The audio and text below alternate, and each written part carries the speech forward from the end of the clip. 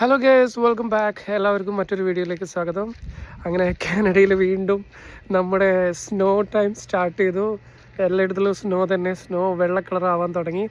അപ്പോൾ ഇന്ന് സ്റ്റോമൊക്കെ ഉണ്ട്, സ്നോ സ്റ്റോമൊക്കെ ഉണ്ട്. ജസ്റ്റ് സ്റ്റാർട്ട് ആവുന്നേ ഉള്ളൂ. അപ്പോൾ ഞാൻ ആ ഒരു സ്റ്റോം സ്റ്റാർട്ട് ചെയ്യുന്നതിന് മുന്നേ വീഡിയോ എടുക്കാമെന്ന് വിചാരിച്ചു. ഇപ്പോൾ പുറത്താണുള്ളത്. ഇപ്പോൾ നിങ്ങൾ കാണുക, റോഡൊക്കെ ഇങ്ങനെ വൈറ്റായി വരുന്നത് കാണിച്ചു തരാം. സോ ഗേസ്, ദേ മൊത്തത്തിൽ വൈറ്റായി തുടങ്ങി, പെയ്തുകൊണ്ടിരിക്കുകയാണ്.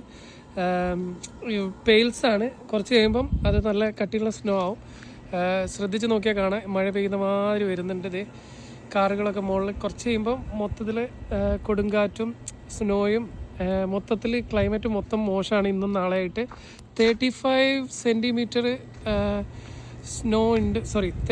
3.5 അങ്ങനെ എന്തോ ആണ് പറഞ്ഞത്. കറക്റ്റായിട്ട് എനിക്ക് ഓർമ്മയില്ല. എന്തായാലും നല്ല സ്നോ ഉണ്ട് ഈ 2 ദിവസമായിട്ട്. നമുക്ക് നാളത്തെ ഒരു വീഡിയോ എടുത്തിട്ട് എത്രത്തോളം സ്നോ വന്നു എന്ന് ഞാൻ കാണിച്ചു തരാം. ഇപ്പോൾ ജസ്റ്റ് പിന്നെ ആളുകളൊന്നൊക്കെ പുറത്ത് വളരെ കുറവാണ് കേട്ടോ. ഇപ്പോൾ ഇവിടെ എന്താണെന്ന് വെച്ചാൽ, ഞങ്ങൾ ഫയർ ഡിപ്പാർട്ട്മെൻ്റ് ആണെങ്കിലും ഇവിടെ പെട്രോളിങ്ങിന് ഇറങ്ങിയതാണ്. പക്ഷേ ഇവിടെ ഈ സീ ഏരിയയിലേക്ക് എൻട്രി ചെയ്യുമ്പം സ്നോ കൂടുതലായിരിക്കും. നിങ്ങൾക്ക് അവിടെ കാണാം, ഈ സീ പോർട്ട് സൈഡിലേക്ക് സ്നോ കൂടുതലാണ്. അപ്പം വാഹനങ്ങളൊക്കെ കുറവാണ്. പൊതുവെ നമ്മൾ അലേർട്ട് കൊടുത്തിട്ടുണ്ട്. അതുകൊണ്ട് തന്നെ ആളുകൾ പുറത്തിറങ്ങൽ വളരെ കുറവായിരിക്കും.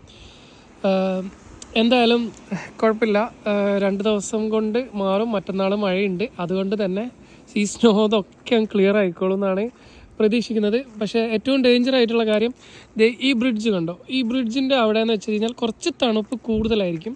അതുകൊണ്ട് തന്നെ അവിടെ എപ്പോഴും ഫ്രോസൺ ആയിരിക്കും. വണ്ടി സ്ലിപ്പായിട്ട് ആക്സിഡൻ്റ് ആവാനുള്ള ചാൻസ് വളരെ കൂടുതലാണ് ഇങ്ങനെയുള്ള സന്ദർഭങ്ങളിൽ. ഇപ്പോൾ നിങ്ങൾ കാണുന്നില്ലേ ആ ഒരു ഏരിയ, അത് ശരിക്കും നല്ല ഫ്രീസായിട്ട് കിടക്കുകയാണ്. ഇപ്പോൾ ഇവിടെ ടെമ്പറേച്ചർ എന്ന് പറയുന്നത് -7 ആണ്.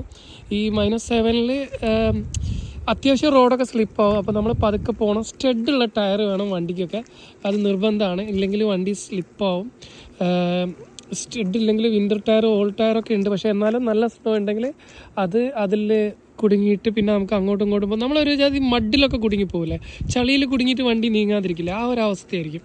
അപ്പം വീണ്ടും മറ്റൊരു വീഡിയോ ആയിട്ട് നാളെ തന്നെ അടുത്ത വീഡിയോ എടുത്തിട്ട് ഞാൻ വരുന്നതാണ്. ഇപ്പോൾ വിൻ്റർ ടൈം ആയതുകൊണ്ട് നമുക്ക് പണികൾ കുറവായതുകൊണ്ട് വീഡിയോ എടുക്കാനൊക്കെയുള്ള ടൈം കിട്ടും. കുറച്ച് കാലമായിട്ട് ഞാൻ കുറച്ചൊന്ന് ബാക്ക് അടിച്ചിട്ടുണ്ടായിരുന്നു. എന്തായാലും വീഡിയോസ് ആയിട്ട് ഇനിയും വീണ്ടും കാണാം.